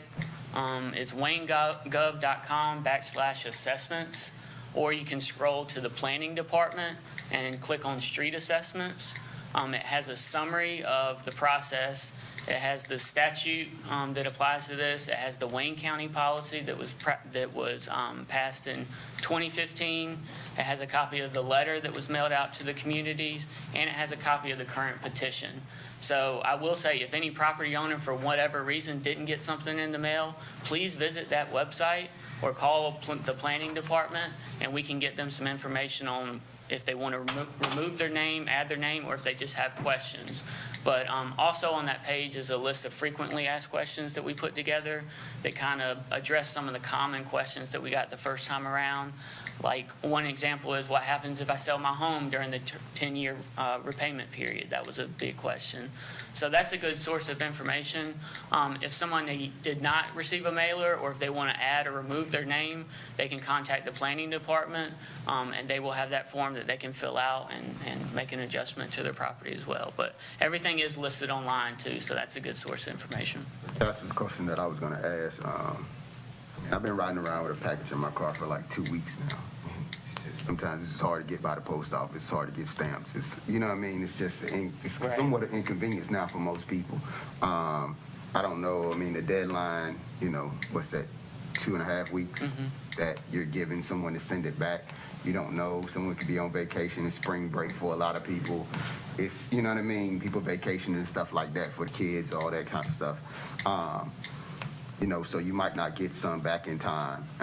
And then, you know, the online process, you know, most people do. I pay all my bills online. I do everything online. You know, I understand we have the information online, but why you don't have a system that a person can sign in online and say, this is, we are saying yes or we're saying no, that would make that process a lot easier as far as getting the information back, get it back a lot faster and everything else, instead of just saying mail it back, because you know, our mail system is running slow as well also. So it's a lot going on within that to say 2.5 weeks, have it back in. So I think that should be something that should be looked at immediately before saying April 1st is the deadline, whether we extend the deadline or whatever, or try to update the online process as well to get them the information so they can fill it out online. Yeah, I can talk to Joel and see if there is some sort of online process. I think our concern would be whether or not we know, how do we match up the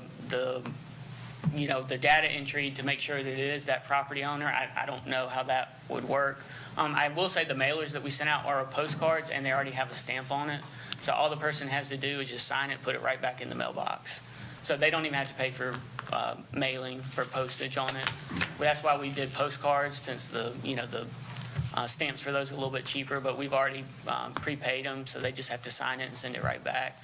But I can't tell if they want to call into the manager's office or planning and indicate that they would like to remove their name. I know we did that the first time around in North Creek, so I think that would be acceptable here. We have spreadsheets together, we can document that. So, Okay. Any other if questions? that's easier for them, they could just call the manager's office or the planning department. Okay. Thanks, sir. Okay, thank you. Yep. That's all I have. Okay, next item on the agenda is county manager's report. That was. That was it? That was it. Yes. That was it? Yes, sir. My goodness, it was so long, I forgot where we began. Okay, now Board of Commissioners comments. Commissioner Foster. No comments. Commissioner Barbara Aycock. Well, I want to congratulate all the women who work for Wayne County, because March is Women's Month. And that has been oversighted, and I want to thank all the ladies and everything, and all of the women of Wayne County, because we all work very hard, and I think we're a very vital source to everything we do. Of course, every month, as far as I'm concerned, is a Women's Month. So thank you, ladies, for jobs well done. That's all I have, Mr. Chairman. Well, thank you for bringing that to our attention, and I agree. Thank goodness for ladies. Yes. Commissioner Williams. Yes. I didn't intend on talking about this today, but the cat's out of the bag. The county will be having its summer employment program, and I just want to thank Ginger Moore from HR. I want to thank all our commissioners for supporting the program, and the college as well. It's a great thing when we can start to give our kids and our community an opportunity where they can grow from within.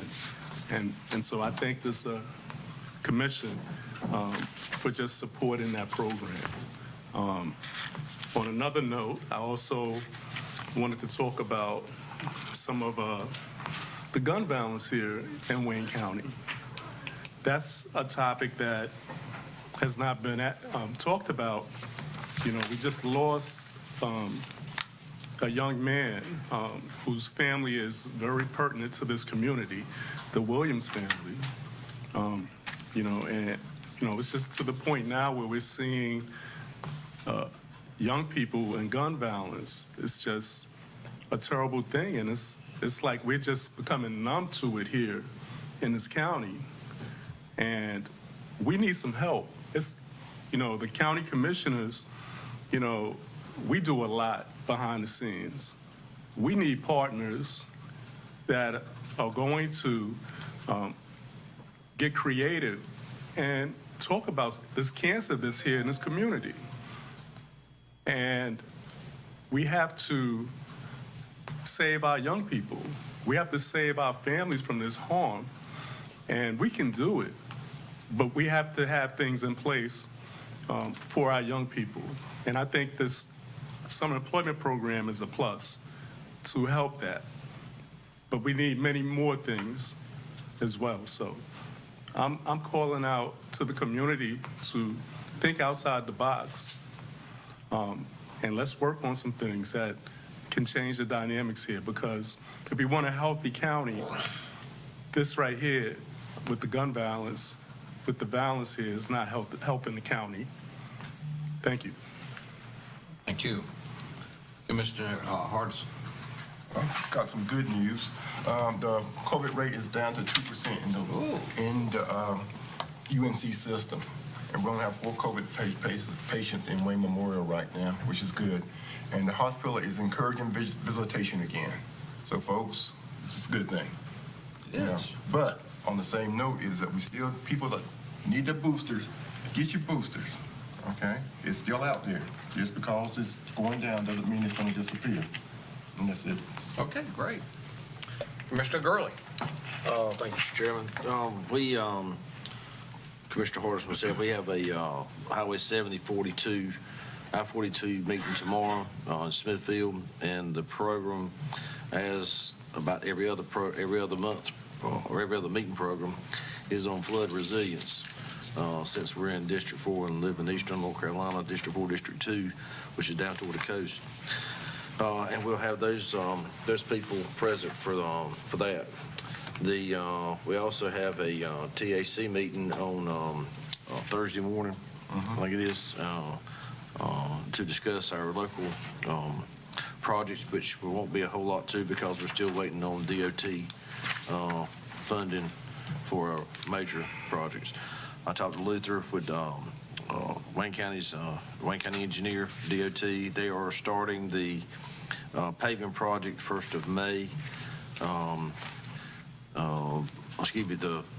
1st of April. The crossing of the Southern Wayne Water District line down by the fairgrounds, they'll be boring under 117 South at Legion Lake sometime the first week in May. And then that project's going to take well on in past the fair. I talked to their engineer, and he said that they would be suspending work during the fair process. The last thing I've got is we have, on behalf of the Board of Elections, we have secured the Maxwell Center for early voting in the general election year, or general election, which will be in November, or be October the 18th or something, whatever, 2 weeks prior to November the 8th anyway. We have 2 rooms that we've acquired for that, and that's where we will be doing early voting from now on, what I understand. So that being said, that's all I got. Okay, good enough. Commissioner Aycock. Thank you, Mr. Chairman. I've had, along with some of the rest of the commissioners, attended the legislature breakfast at Wayne Community College yesterday for the college to kind of, lay out, what they would like to get from the state, and had a real good breakfast. Also, while we were at the college, attended the ribbon cutting for the new welding facility, along with several of the other commissioners.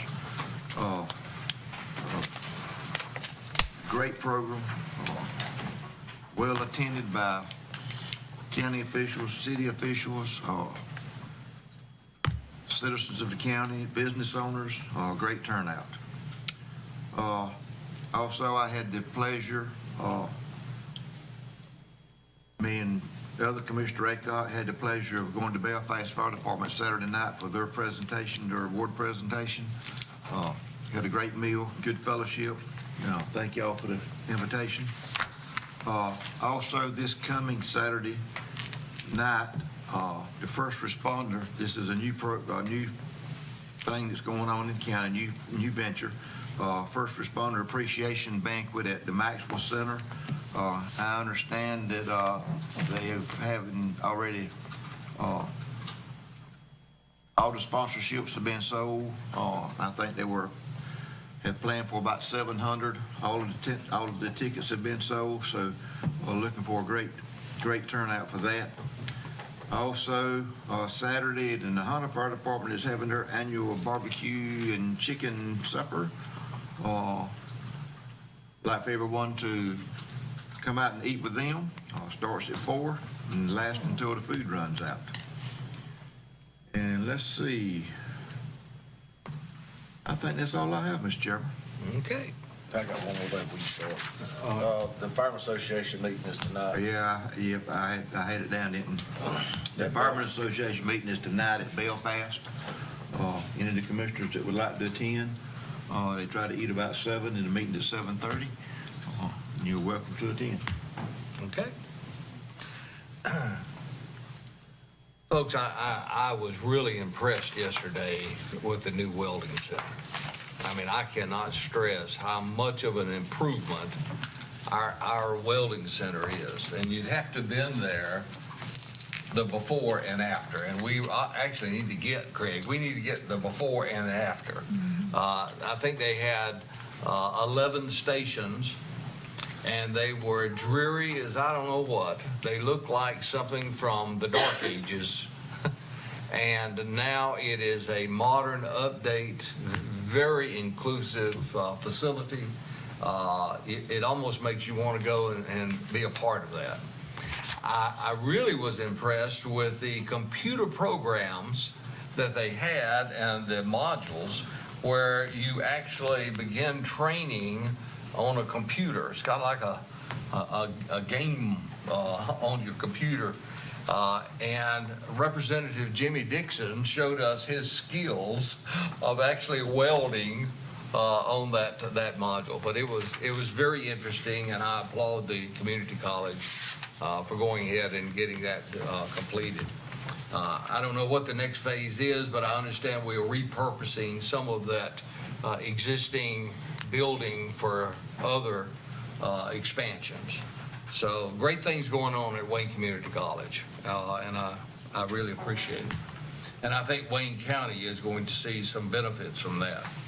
Folks, if you are in a low-paying job and you want to improve your status in life, go visit Wayne Community College, and they'll show you a pathway either through grants or other ways to make it possible for you to change your station in life. But you've got to make the first step. You've got to go out there and investigate it and find out those programs that are available. So with that said, anything further? We are now going into closed session. I would entertain a motion that we go into closed session. So moved. All right, we have a motion on the floor to go into closed session for the purpose of Consulting with your counsel to have attorney-client privilege. All right, for that purpose. Any discussion on the motion? Hearing none, all those in favor signify by raising your right hand. Okay, we're now in closed session. Can we?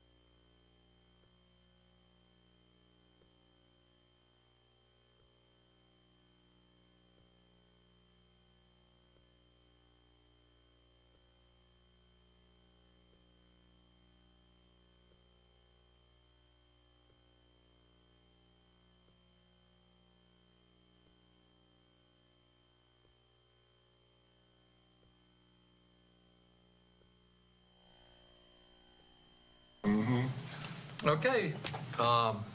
We've had all of our business of the day, and so I hereby adjourn.